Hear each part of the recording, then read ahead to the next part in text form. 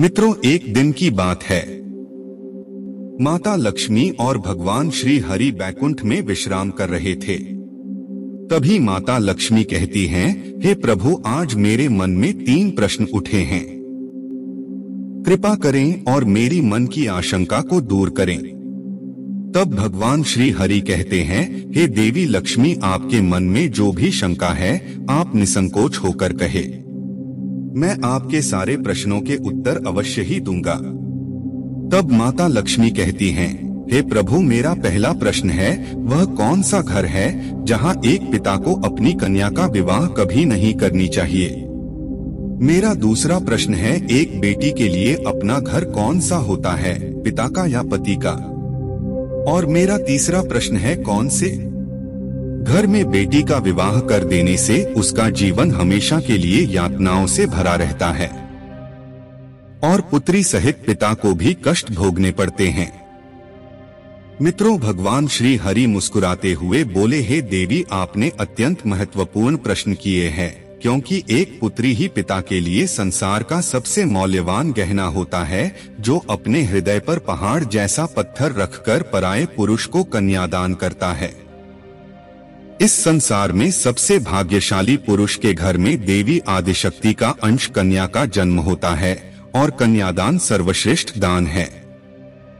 हे लक्ष्मी, मैं आपके तीनों प्रश्नों के उत्तर इस एक पवित्र कथा के माध्यम से देना चाहता हूँ। आप इस कथा को पूरा ध्यान से सुने। जो भी मनुष्य इस कथा का श्रवण तथा प्रसार करता है, उसके सारे पाप नष्ट हो जाते हैं। वो उस मनुष्य को मृत्यु के बाद अक्षय लोक की प्राप्ति हो जाती है। प्रिय दर्शकों, माता लक्ष्मी कहती हैं, हे प्रभु, मैं इस पवित्र कथा को पूरा ध्यान से सुनूंगी और मानव कल्याण हेतु प्रसार भी करूंगी। मित्रों, भगवान श्री हरि कहते हैं, हे लक्ष्मी, एक समय की बात है। मध्य देश में एक गरीब किसान अपने पत्नी और बेटी के साथ रहता था। उसके घर में जब बेटी का जन्म हुआ तो वे बहुत खुश हो गए थे। अपनी पत्नी से और बेटी से बहुत ज्यादा प्रेम करता था। वे तीनों भगवान श्री नारायण के बड़े भक्त थे। रोजाना तुलसी को जल देना, पूजा पाठ करना, ये उनका नित्य काम था। किसान की बेटी अपने माँ बाप के साथ साथ वह भी नारायण भक्ति में लीन थी। किसान की पत्नी और बेटी बहुत ही गुणवान, रूपवान और संस्कारित थी। मित्रों, भगवान श्री हरि कहते हैं, हे लक्ष्मी, किसान अत्यंत गरीब होने के कारण नगर के एक व्यापारी सेठ के पास खेती के काम के लिए जाया करता था। उस सेठ का भी स्वभाव बहुत अच्छा था। वह किसान कई सालों से उनके यहाँ पर काम करता था। उस किसान की बेटी हर दिन अपने पिता के लिए घर से दोपहर का भोजन लेकर उस सेठ के खेत में जाती थी। ये सिलसिला कई सालों तक चलता रहा। वह हर दिन अपने पिता का भोजन बनाकर खेत में ले जाती थी। वह सेठ हर दिन उसकी बेटी को देखता था और उस पर नजर रखता था। इस तरह कई और साल बीत गए। फिर किसान की बेटी जवान हो गई। मित्रों, हर दिन की तरह किसान की बेटी खाना लेकर खेत में आई थी। उस दिन किसान और सेठ साथ में बैठकर खेती के कामों के बारे में चर्चा कर रहे थे। जब सेठ की नजर उस लड़की पर पड़ी तो उसकी सुंदरता और संस्कारों को देख वह मोहजाल में पड़ गया। उसके मन में ख्याल आया कि क्यों ना मैं इस लड़की को अपनी बहू बना लूं। मित्रों, थोड़ी देर के बाद किसान की बेटी वहां से चली गई। तब सेठ ने अपने मन की गुप्त बात किसान से कह डाली और बोला, हे भाई, तुम बहुत दिनों से मेरे यहाँ काम करते हो, लेकिन मैंने तुमसे आज तक कुछ भी नहीं मांगा, किंतु अगर तुम बुरा ना मानो तो क्या तुम अपनी बेटी का विवाह मेरे बेटे के साथ कर दोगे। सेठ के मुंह से ऐसी बात सुनकर उसकी खुशी का ठिकाना ना रहा। हिचकिचाते हुए बोला कि सेठ जी, मैं आपकी बातों से सहमत हूँ, किंतु इस विवाह के बारे में मुझे अपनी पत्नी और बेटी की राय लेनी चाहिए। तब सेठ ने बोला, है मित्र, क्यों नहीं, तुम जरूर उनकी राय लेकर मुझे बताओ। मित्रों, भगवान श्री हरि कहते हैं, हे लक्ष्मी, जब भी किसी स्त्री या पुरुष का विवाह करना हो तो उनके मन की बात जानकर ही माता पिता को उनके भविष्य के निर्णय लेने चाहिए। जब रात में किसान ने अपनी पत्नी और बेटी से इस विवाह के बारे में पूछा तो उन दोनों ने एक साथ हामी भर दी। वैसे भी किसान की पत्नी हमेशा से चाहती थी कि उसकी बेटी किसी राजघराने में राज करे। मित्रों, भगवान श्री हरि कहते हैं, हे लक्ष्मी, वहीं दूसरी ओर जब सेठ ने विवाह की बात अपनी पत्नी और बेटे से कही तो उन दोनों ने इस रिश्ते को नापसंद किया, क्योंकि सेठ की पत्नी बहुत लालची और दुष्ट स्वभाव की थी तथा उसका बेटा भी निकम्मा और लालची स्वभाव का था। तभी सेठ की पत्नी बोली, हाय हाय, आपकी क्या मत भ्रष्ट हो गई है, जो एक भिखारीन को बहू बनाना चाहते हो। मैं तो क्या मेरी जूती भी ऐसे घर में कदम ना रखें। और सेठ का बेटा भी अपनी ही माँ के जैसे तेवर दिखाते हुए बोला, पिताजी, क्यों आप मेरी जिंदगी खराब करना चाहते हैं। मेरे दोस्त और हमारे नातेदार हम पर थूकेंगे। मित्रों, सेठ को लगता था कि अगर ऐसी अच्छी बहू उसे मिल जाए तो उनके घर की तरक्की होगी, घर में शांति बनी रहेगी और बेटा भी उसके काम में हाथ बढ़ाएगा। लेकिन घर वालों की ऐसी बातें सुनकर को बहुत गुस्सा आया और सेठ ने कहा, अब इस घर की बहू तो केवल उसी किसान की बेटी ही बनेगी। उस घर में सेठ का ही राज चलता था, इसलिए उसने जबरदस्ती अपनी पत्नी और बेटे को मना लिया। फिर अगले दिन जब खेत में किसान और सेठ की मुलाकात हुए तो किसान ने बोला, सेठ जी, मुझे माफ कीजिए, हमें ये रिश्ता तो बहुत पसंद है, किंतु मेरी आपके बेटे के साथ विवाह करने की हैसियत नहीं है। तब सेठ ने मुस्कुराते हुए कहा, बस इतनी सी बात है, तुम जितना चाहे खर्च करो, तुम्हें जितने भी धन की आवश्यकता हो तुम्हें हमारे मुंशी जी देंगे। तब सेठ ने मुंशी से कहा, देखो, यह हमारे होने वाले समधी है, इन्हें जो चाहे वह सब कुछ दे दो। मित्रों, उस किसान ने भी बड़ी धूमधाम से अपनी बेटी की शादी उस सेठ के बेटे के साथ करा दी। किसान की बेटी ने भी ईश्वर का नाम लेकर उसके साथ 7 फेरे लिए और वह अपने ससुराल में चली गई।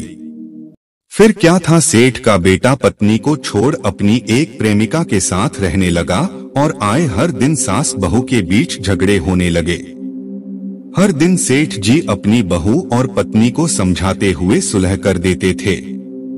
फिर एक दिन सेठ को अचानक दिल का दौरा पड़ा और उसी कारण से उसकी मृत्यु हो गई। तब सबसे ज्यादा दुख किसान की बेटी को ही हुआ था। सेठ की पत्नी और बेटा बहुत खुश हुए क्योंकि अब उन्हें टोकने वाला कोई ना था। मित्रों, भगवान श्री हरि कहते हैं, हे लक्ष्मी, अब तो किसान की बेटी के बहुत बुरे दिन शुरू हो गए थे। जब भी झगड़े होते थे तो वह अपने मायके में जाती, लेकिन किसान और उसकी पत्नी हमेशा उसको ही समझाकर वापस ससुराल भेजते रहे। यह सिलसिला कई महीनों तक चला। फिर एक दिन सेठ के बेटे ने किसान को काम से निकाल दिया और उसे बहुत भला बुरा अपशब्द कहे। मित्रों, जब किसान की बहू उनसे डरने के वजह उनसे प्रेम पूर्वक रहने लगी, तब सेठ की पत्नी के मन में एक बुरा ख्याल आया। उन दिनों किसान की बेटी पेट से थी तो उसने चिकनी चुपड़ी बातों से किसान की बेटी के मन को जीत लिया था, मानो जैसे कोई सांप ही चिड़िया के अंडों की रक्षा कर रहा है। फिर एक दिन उस सेठ की पत्नी ने बहू के खाने में जहर मिलाकर उसे दे दिया। किसान की बेटी भी अनजाने में उसे खाकर सो गई और उसकी रात्रि में ही मृत्यु हो गई। मित्रों, इधर सेठ की पत्नी ने अन्य नगरवासियों को कहा कि उनकी बहू ने जहर खाकर आत्महत्या की है।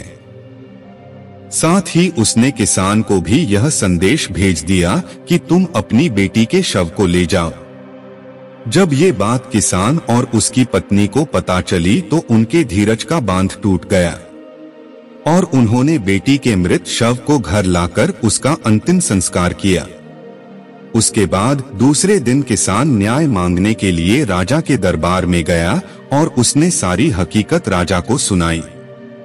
जब राजा ने दरबार लगाया तो सेठ के बेटे ने धन के लालच में राजा के मंत्रियों को खरीद लिया था। जिस कारण से किसान के पास कोई सबूत नहीं था कि उसकी बेटी ने आत्महत्या न की हो। राजा ने भी सेठ की पत्नी और बेटे को निर्दोष करार देते हुए छोड़ दिया और दूसरी तरफ किसान और उसकी पत्नी हताश होकर उस नगर को छोड़कर एक मठ में चले गए और नारायण की पूजा में लीन हो गए। भगवान श्री हरि कहते हैं, हे लक्ष्मी, किसान की बेटी पवित्र और सच्ची भक्त होने के कारण उसे स्वर्ग मिल गया और कुछ दिनों के बाद किसान और उसकी पत्नी की मृत्यु हो गई और उन्हें भी स्वर्ग की प्राप्ति हो गई। मित्रों, भगवान श्री हरि कहते हैं, हे लक्ष्मी, तुम्हारा पहला प्रश्न था कि वह कौन सा घर है जहां एक पिता को अपनी कन्या का विवाह कभी नहीं करना चाहिए, तो यह घर इस सेठ का है जो अत्यधिक धनवान था, जहां पर उसकी कन्या सुखपूर्वक जीने के वजह दुख भोगती रही। इसलिए किसी भी पिता को अपनी कन्या का तथा भाई को बहन का विवाह ऐसे घर में नहीं करना चाहिए। जिस घर में पुत्रवधू को मान सम्मान न मिलता हो, उसके साथ प्रेम पूर्वक व्यवहार न किया जाए। उसके साथ केवल एक कसाई के दाव पर बंधी हुई गाय के जैसे व्यवहार किया जाए, जिसके मन में हर क्षण तड़पाने वाली मृत्यु का भय हो। दूसरी बात, अगर स्त्री पुरुष एक दूसरे को पसंद ना करते हो तो ऐसा विवाह दोनों के जीवन को बर्बाद कर देता है। तीसरी बात, जिस पुरुष के साथ कन्या का विवाह होने वाला है वह उसके योग्य हो, उसे हर समय एक जिम्मेदारी से संभाल कर रखें, उसके मन को जीतकर उससे ही प्रेम करें। जब भी किसी के लिए रिश्ते देखे जाएं, वह बहुत दूर के ना हो, ना ही अति नजदीकी हो। कभी मामा के यहाँ या बुआ के घर नाता नहीं जोड़ना चाहिए। इससे वाद विवाद तो होते ही हैं, लेकिन समान वंश होने के कारण संतान मंद या शारीरिक विकलांग भी हो सकती है। अपनी कन्या का रिश्ता अन्य दूर प्रदेश में कभी नहीं करना चाहिए, क्योंकि उसके बुरे हालात में उसे पिता या भाई की ओर से मदद मिले। हे लक्ष्मी, चौथी बात है, किसी पिता को कन्या और भाई को बहन का रिश्ता कभी अति धनवान घर में या अति गरीब घर में नहीं करना चाहिए। धनवान लोग उस स्त्री के साथ दासी के समान व्यवहार करते हैं और उसके माता पिता को भी सम्मान नहीं मिलता है, तथा अति गरीब घर में विवाह करने से उसे हमेशा अपनी जरूरतों को पूरा करने के लिए अपने पिता या भाई के सहारे की जरूरत पड़ती है। जब भी रिश्ते की बात होती है तो हमेशा उनके कुल और वंश को देखना आवश्यक होता है। अन्य कुल में विवाह होने से समाज में प्रतिष्ठा कम हो जाती है और लोग हीन भावना से देखते हैं। साथ ही उस स्त्री को भी कई परेशानियों का सामना करना पड़ता है। मित्रों, श्री हरि कहते हैं, हे लक्ष्मी, आपका दूसरा प्रश्न था कि एक बेटी के लिए अपना घर कौन सा होता है, पिता का या पति का। तो शास्त्रों के अनुसार स्त्री का घर उसके पति का ही होता है। चाहे सुख हो या दुख, पति पत्नी को हमेशा साथ रहना चाहिए और हर हालत में एक दूसरे का साथ देना चाहिए। जैसे कि हमारी राम सीता की जोड़ी थी। और आपका तीसरा प्रश्न था कि कौन से घर में बेटी की शादी कर देने से उसका जीवन हमेशा के लिए यातनाओं से भरा रहता है और कन्या सहित पिता को भी कष्ट भोगने पड़ते हैं।